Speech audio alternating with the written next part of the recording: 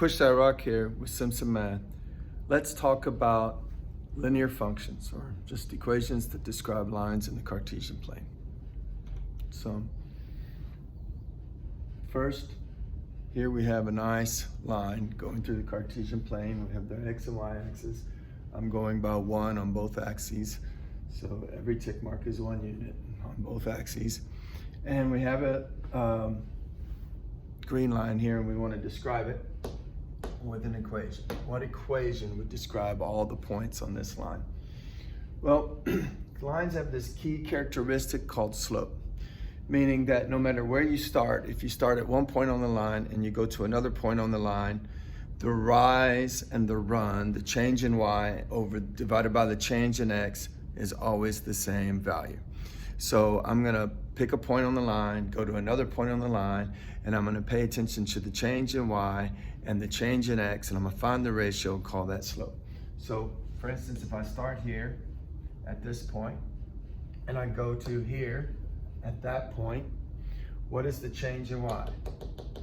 Well, the change in y is 2. Okay, now getting to that point, what is the change on the x-axis?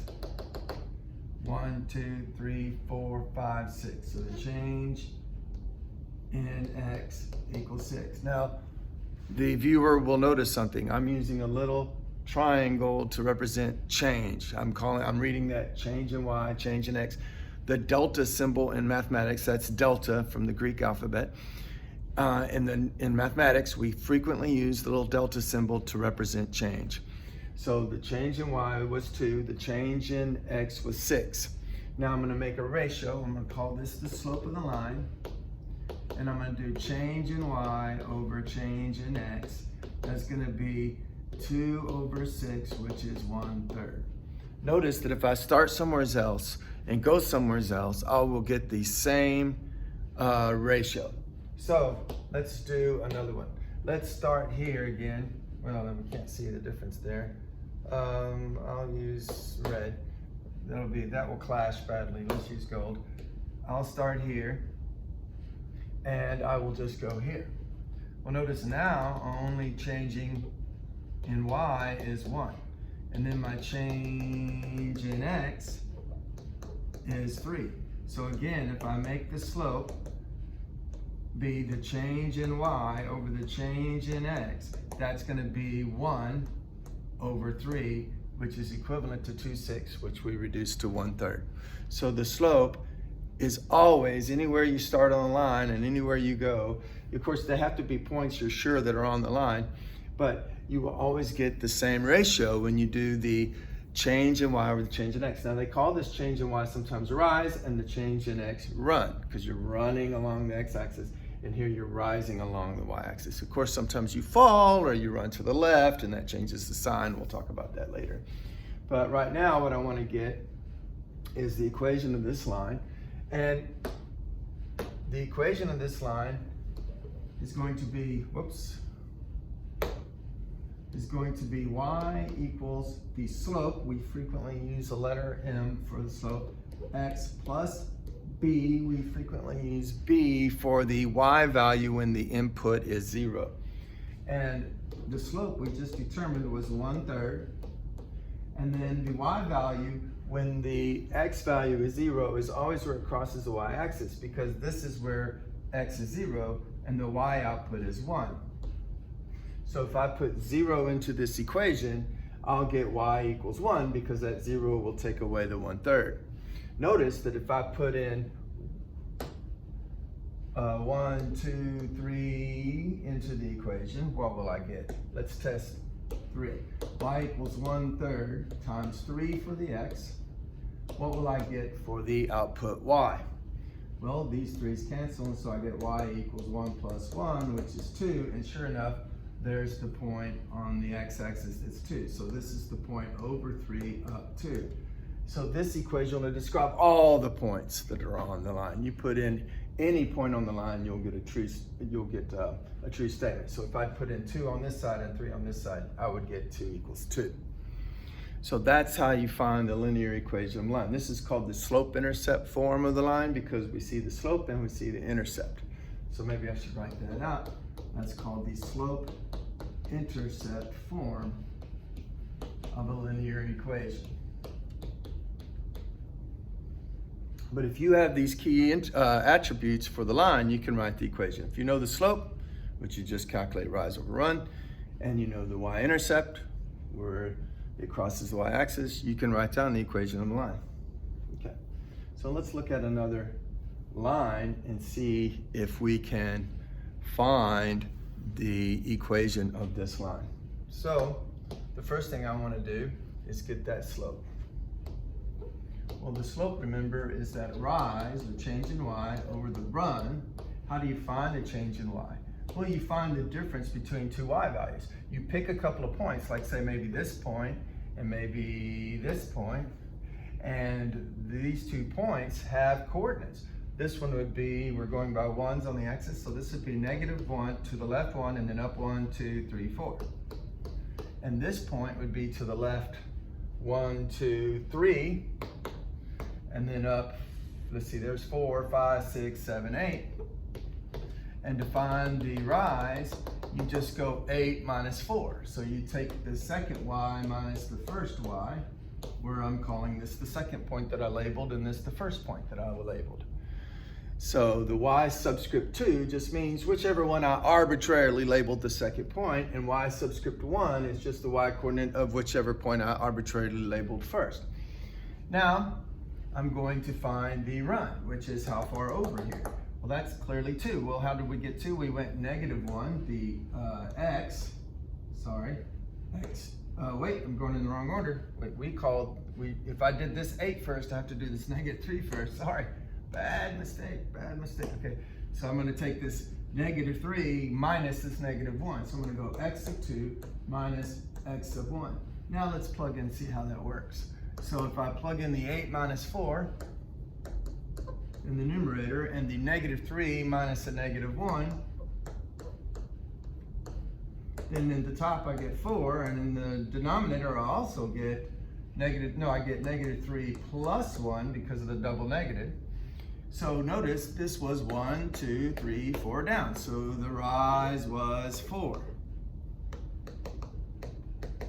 And this is 2 over. So the run should be 2, and sure enough, that's what I'm getting. I'm getting 4 over -3 plus 1 is a -2.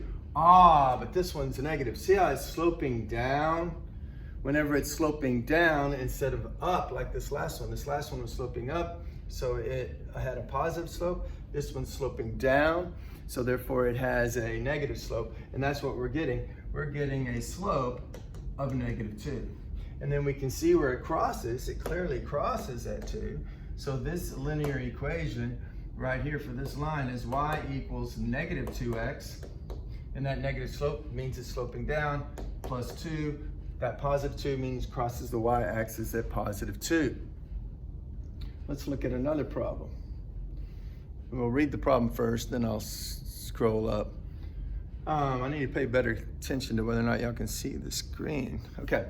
So what line is parallel to y equals 1/2 x plus 3 and passing through 1, 2? Okay, so if it's supposed to be y equals 1/2 x plus 3, first of all, it should be crossing at 3. There should be a line crossing at 3, so I have it crossing at 3. So this equation is y equals 1/2 x plus 3. Then the rise should be 1 and the run should be 2. So yes, this line is y equals 1/2 x plus 3. And then I put a point at 1, 2. Because we were told that our line, we're asked about a line that goes through 1, 2, but is parallel to this line. Well, if it's parallel, that means they're not going to cross, right? That's the thing about parallel lines. They're just always the same distance apart from one another, and they're never going to cross. But if two lines are not going to cross, they have to have the same slope, obviously. If I tilt this line more than I tilt that one, then eventually they would cross. So clearly, if they're parallel, the slopes must be the same. So my slope must be a half. So to get another point in the line, I can rise 1 and run 2. And there's another point in the line. But watch this clever move. That was a rise of up 1 over 2. But could I go down 1 and to the left 2? A negative divided by a negative is also a positive. So I'm gonna get 1/2 if I rise 1 and run 2, but I'm gonna get 1/2 if I go down 1 and to the left 2. Both negative directions cancel out and become positive, so I'll get a positive 1/2 for my slope. So I'm gonna go down 1 and to the left 2, and I'm gonna cross over here, and that's going to give me the line. And let's see if I can draw a line through it. I always have trouble using this tool, so I apologize. Let's see, oh look, I was able to do it. So there's the line. Unfortunately though, it's not real clear where it crossed the y-axis. Okay, pretend I did a better job, but there should not be a bigger tilt because I have the same slope. So I'm gonna label it y equals 1/2 x. But obviously using the ruler on 1, I did tilt it more than the other. So these two don't look that parallel. But now, so where is it crossing? Well, you don't have to go by whole numbers. I could say my slope is down 1/2 and then to the left 1. So if I'm here, I could go down just 1/2 and then to the left 1. And so now I know that's happening at 1.5. This point must be happening where the y value, the x value is clearly 0, and the y value must be up 1 and 1/2. And so the equation of this blue line is y equals 1/2 x plus 1 and 1/2. Or if you change that to an improper fraction, y equals 1/2 x plus 3/2, because 2 goes into 3, 1 with a remainder of 1, so that's the same thing as 1.5. Let's do another problem. What about if we have a line that we know 2 points it goes through? We don't know the equation, we just know the 2 points. Can we find that line? Oh yeah, that'll be really easy to do. Let's find these 2 points. -2, 2. So I just go to the left 2 and down 2, and I have a point. Then I go 1, -4, so I'll go over 1 and down 4. 1, 2, 3, 4. So I have these 2 points, so clearly I have a line going through right like that. I probably did better freehand than I did with the stupid ruler tool, okay? And I want to know the equation of this line. Well, sure, I can find that. Remember the rise over the run, you just find the differences in the y's. That's a -2. And then you got the differences in the x's, that's 1, 2, 3. So the rise was -2 and the run was 3. So I already know that the equation is going to be -2/3 times x plus some y value that is the y value of this point when the x is 0, called the y-intercept. Now, finding that point, we could do it with an equation, or we could do it graphically. If I go down 2/3, so my rise is -2/3, and then I run 1, I'll be on the line. Well, I could go down another 2/3 and over 1, and I hit the point on the line. So I know that I'm just 1/3. Remember, we went down 2/3, so there's a third and then another third. So I'm just 1/3 below that tick mark there. So what was that tick mark? This is -4, so this is -3. So I'm at -3 and 1/3. So I'm gonna erase this plus and make it minus since it's negative. -3 and 1/3. Or you can change that to a, whoopsie daisy. That should be a 2. You can change this to 10/3 if you want to write it as an improper fraction instead of a mixed number. Math made simple. It's Simpson Math.